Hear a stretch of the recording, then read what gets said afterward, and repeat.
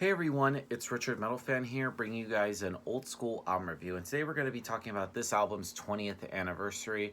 And it's from a band that, well, I've talked about them a couple months ago for one of their albums for the 10-year anniversary. But we're going to be talking about their debut full length album. And as you can see below the title, today we're going to be talking about Pass Out of Existence by Chimaira, the band's debut full length album released on October 2nd, 2001 through Roadrunner Records. Now, for those of you who aren't familiar with Chimaira, they're sort of a metal band from Ohio, that formed in 1999. They broke up in 2014, which is a shame. I kind of dig their guys' stuff.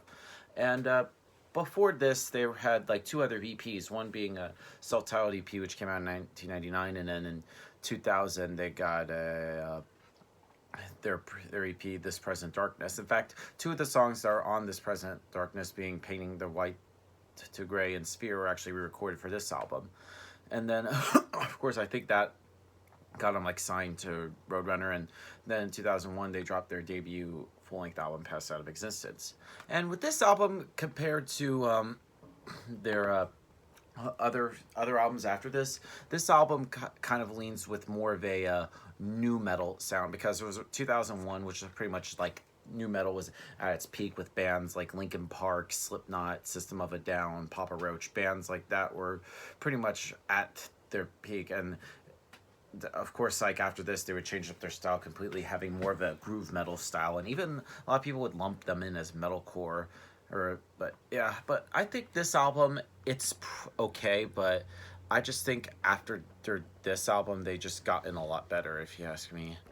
The one thing to note is just the production. Like, production is pretty good. The vocally, Mark Hunter's voice sounds a lot different. Like, he does more of the yelly kind of weird stuff. It's hard to describe his voice on here, but it's just pretty good.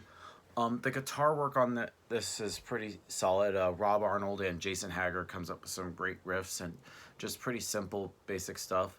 The bass on this I kind of wish was a little bit audible from a Jim LaMarca. And then the keyboards from Chris Spuza. On this album, I feel like this album is heavily relied on the keyboards, which can be either good or bad, but it's okay for what it is. And drumming wise, Anders Herrick does a great job on the drums. Probably, in my opinion, one of the best drummers that Chimaira has, in my opinion. So yeah, without further ado, let's dive into this album track by track. Now, starting things off is Let Go, which starts off with some pretty good riffs and really good drumming. And you think to yourself, well, maybe this was a good purchase, but then after that, in a minute, it just also kind of sounds like mallcore, which a lot of people would kind of refer to the sound of is, and the vocals don't help at all. And then there's that chorus of Why Am I This Way? Well, in fact, which kind of sounds a little bit awful. In fact, like every song on here has the type of choruses kind of being a little bit dull and predictable. I mean, like, how convenient and trouble-free is it for a band to create choruses by screaming the name over and over again? But it's a okay song. Then we move on to Dead Inside. Now, Dead Inside is much better than Let Go. It has a very creepy mood caused by the sampling, but it sort of falls short mostly with the lyrics. Severed's up next. Now, Severed is, on the other hand, extremely catchy and also heavy, vicious, and aggressive. It's the most monotonous song on here, and the chanted chorus repeats so many times throughout the song, which is basic one-note palmed riff that which just gets on your nerves after a little bit.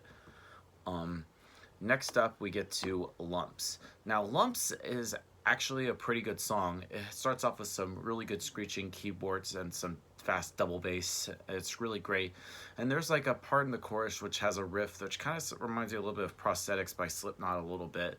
And this song is pretty general, and I pretty much love the I was so ashamed kind of lyrics in there. I think it's pretty much better. Next up, we get to the title track, Pass Out of Existence, which opens up with a scream that will show you right from the get-go that is a heavy track. And the bass drums are pretty much crazy on here, and there's some weird like sound effects which kind of sounds like a train, and a mellow part near the end with a pleasant surprise. And this CD, I should also forgot to mention, doesn't feature so much melody as far as like the vocals go.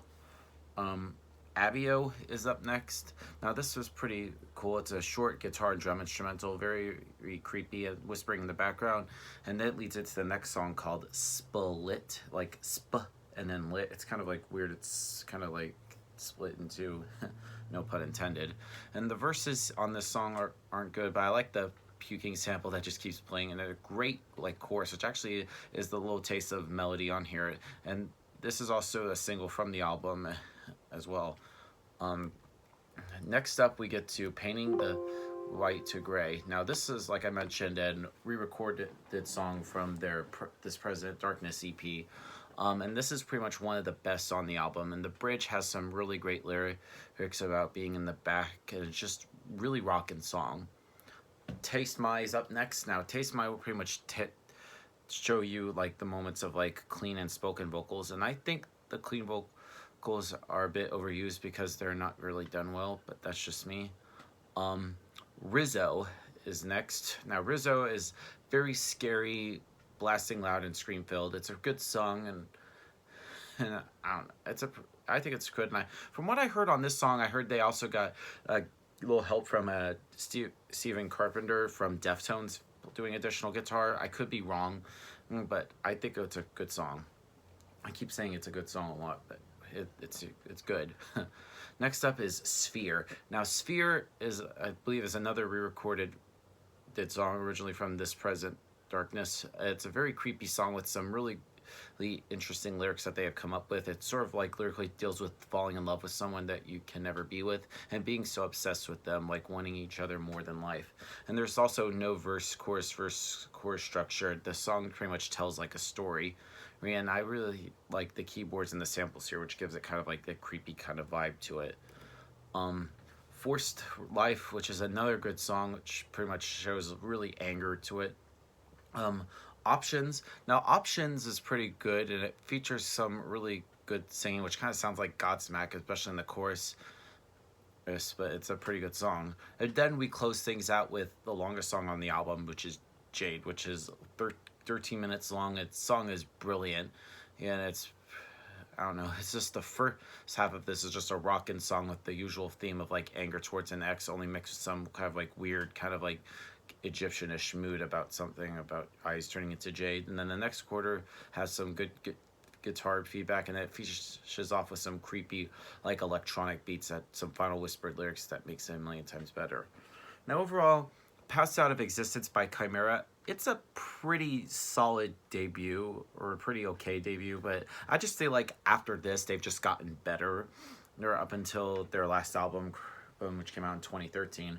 So I to give this album a score. I'm going to give Pass Out of Existence by Chimaira a solid 6.5 or a 7 out of 10. I just think they could have done a lot better on here. So yeah, that's my review of the album, guys. Let me know in the comments what you guys think about the album, and I'll see you all in the next video. And as always, keep it metal.